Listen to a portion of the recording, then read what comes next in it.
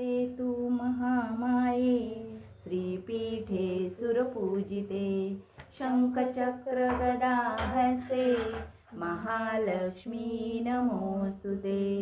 नमस्ते गरुडारूढे कोलासूरभयंकरी कौमारी वैष्णवी ब्राह्मी महालक्ष्मी नमोस्तुते। सर्वज्ञे सर्ववरदे सर्वदुष्ट भयंकरी सर्वदुःखहरे देवी महालक्ष्मी नमोस्तुते। सिद्धिबुद्धिप्रदे देवी भुक्तिमुक्तिप्रदायिनी मंत्रमूर्ते सदा देवी महालक्ष्मी नमोस्तुते। आद्यंतररहिते देवी आद्यशक्ति महेश्वरी योगजे योगसंभूते महालक्ष्मी नमोस्तुते। स्थूल सूक्ष्म महारौद्रे महाशक्ति महोदरे महापापहरे देवी महालक्ष्मी नमोस्तुते। श्वेतांबरधरे देवी नानालंकारभूषिते जगस्थिते आनंदी रहा आरोग्यपूर्ण रहा हीच आई तुळजाभवानीच्या चरणी प्रार्थना। आई महालक्ष्मीच्या चरणी प्रार्थना। तर आता आली आपली दिवाळी, वर्षाचा सगळ्यात मोठा सण दिवाळी। तर आपण आता बघा आपल्या सगळ्या देवांची पूजा करून घेतली छान आपली काल अभंग स्नान झालं, उठणं लावून देवांना पूजा करून घेतली। आता आपण आज लक्ष्मीपूजनाची सगळी पूजा करून घेतली, सगळं छान विधिवत असं सगळं करून घेतलं, खूप सुंदर अशी पूजा मांडली। आणि आता आपण लक्ष्मीपूजनाची पूजा मांडू। तर आता इथे बघा कलश ठेवला, कलशावर स्वस्तिक काढलं, हा कलश ठेवला, खाऊची पानं किंवा याची पानं ठेवायची असतात ना आपल्याला, आंब्याची डहाळी, तर खाऊची पानं ठेवली, विड्याची पानं आणि कलश मांडून घेतला, असं सुंदर कलश मांडून घेतला। मग ही केरसुनी असते ना, शिरई म्हणतात तिला, ती खरी पूजायची असते। आपण आता तो लांब झाडू पूजतो ना, तर आम्ही ही शिरई आणली, त्याची पूजा करून घ्यायची। आपण धनत्रयोदशीला मीठ आणलं होतं, ते पण ठेवायचं आहे, कारण जीवनाचा सार हे आपलं, कारण काहीच आपल्या जर जीवनामध्ये मीठ नसेल तर काहीच नाही। म्हणून मुख्य आपलं हे की चव कशामुळे येते आपली जिव्हाची, तर मिठामुळे, म्हणून त्याची पूजा करतो, कारण तो जीवन आपला सार आहे। त्याची पूजा करून घेतली आणि आपल्या महालक्ष्मी, आपण झाडूला लक्ष्मी माता मानतो, कारण ती स्वच्छ करते, लक्ष्मी मातेला सगळं स्वच्छ घर असं आवडतं। मग आपण ही केरसुनी ठेवली आणि मीठ ठेवलं, तिची पूजा करायची असते, आपण तिची पूजा करून घेतली, कलश मांडून घेतला। मग आपला हा लक्ष्मी मातेचा फोटो आहे ना, श्रीमूर्ती, ती लावून घेतली। त्यामध्ये बघा सरस्वती माता आहे, लक्ष्मी माता आहे, गणपती बाप्पा आहेत, आपले हे गणपती बाप्पा पण आहेत आणि आपले कुबेर महाराज, आणि ही आपल्याकडे तर कुबेराची मूर्तीच आहे, तर कुबेराची मूर्ती मांडली।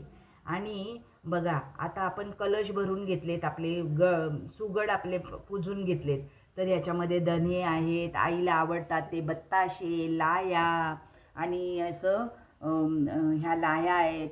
मग सगळे आपली धान्य अशी भरून घेतलीत, कारण ती तर पूजा असते आपली धनधान्याची, अष्टलक्ष्मी ऐश्वर्याची पूजा असते नाही का। मग हे ना आपण पूजेचं असं मांडून घेतलं। मग कवडी, आपली कवडी आणि याची पूजा करून घेतली आपण। आणि बघा हे सगळे आपली, मग असं आपल्या लक्ष्मीची पूजा करून घ्यायची आहे ना, म्हणून मग ती पूजा करून घेतली आपण।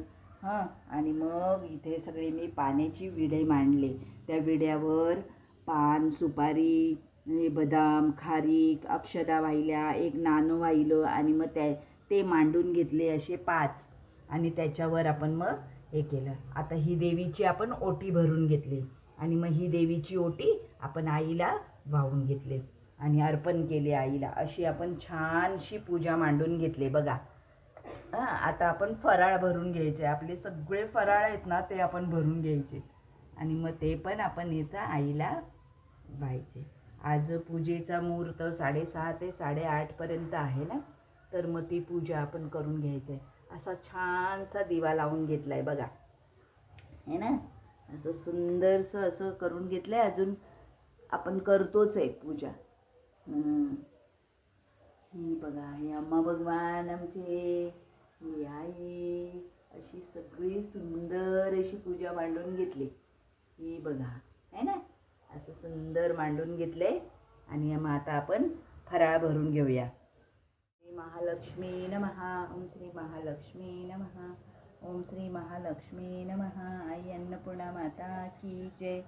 हा बघा आपला फराळ, मक्याचा चिवडा, तिखट शेव, आणि आता हे रव्याचे लाडू, बेसनाचे लाडू, आणि हे दामटीचे लाडू.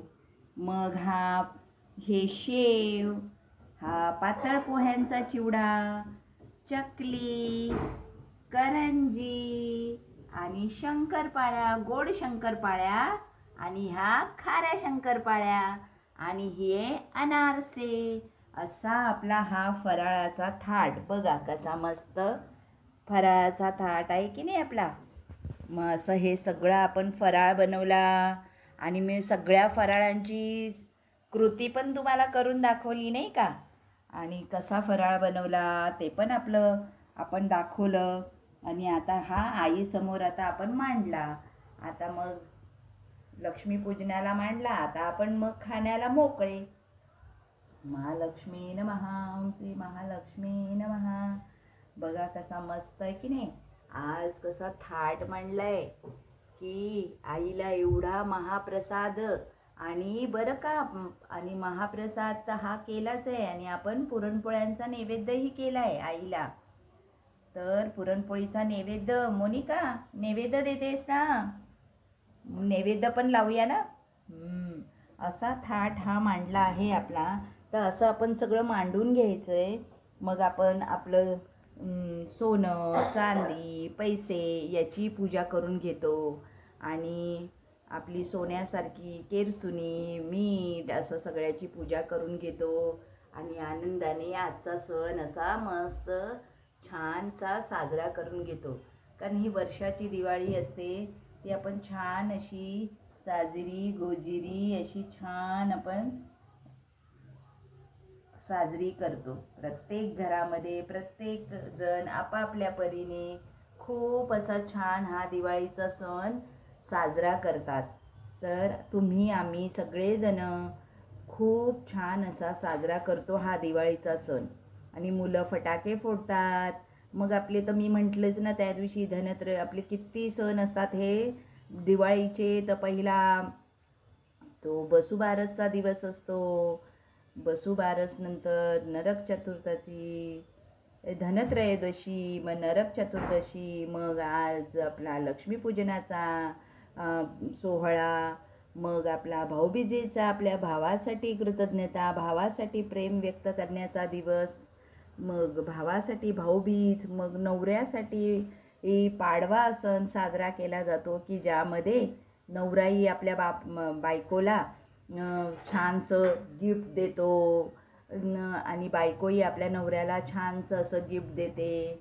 आणि छान प्रेमाचं आदान प्रदान होतं.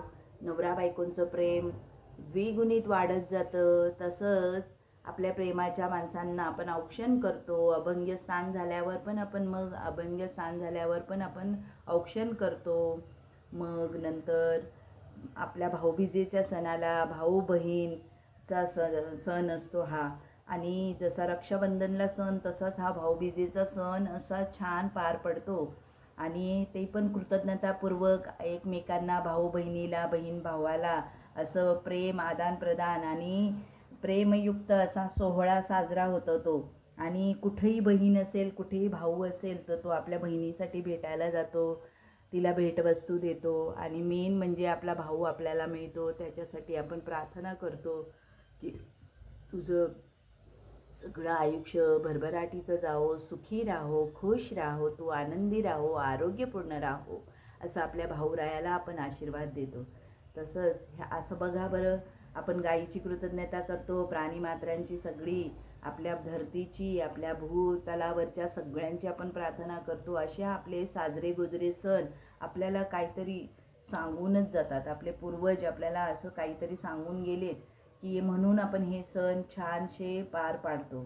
की प्रत्येकाची कृतज्ञता आपल्या घर परिवारामध्ये जेवढे राहतात त्यांची कृतज्ञता पार करण्यासाठी आपण मग काही ना काही सणानिमित्त आपण त्यांची कृतज्ञता व्यक्त करतो, प्रेम व्यक्त करतो आणि प्रेमाने त्यांना मग काही खाऊ घालतो, काही देऊ लागतो. म्हणजेच किती बघा आपले सण हे किती आपल्याला आशीर्वाद तर भरभरून देतात पण त्यातून आपल्याला खूप काही शिकवून जातात की आपले हे सण आपल्याला कसे महत्त्वाचे आहेत. तर आपल्याला ही शिकवण देऊन जातात की आपण कसं राहिलं पाहिजे आणि आपणही हे सण साजरे केलेच पाहिजे.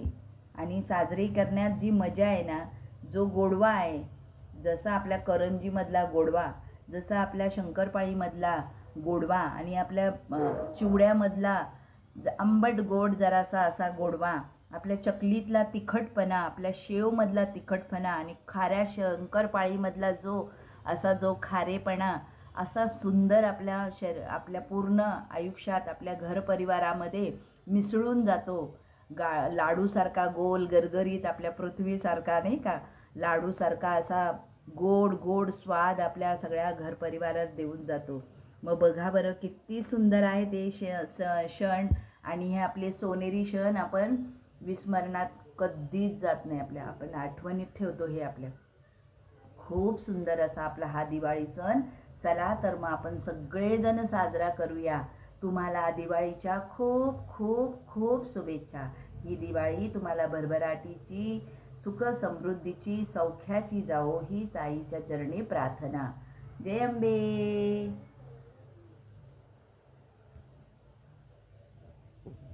जय अंबे, जय अंबे. महालक्ष्मी माते की जय. आई अन्नपूर्णा माता की जय. आई कुलस्वामिनी माता की जय. वरातून दिवाळीच्या खूप खूप शुभेच्छा. मग फराळाला या बरं का तुम्ही. येणार आहे ना फराळाला? हो. तर शिंदे परिवाराकडून सगळ्यांना खूप खूप शुभेच्छा. Happy Diwali. Happy Diwali. Happy Diwali. जय अंबे. फराळाला या बरं का.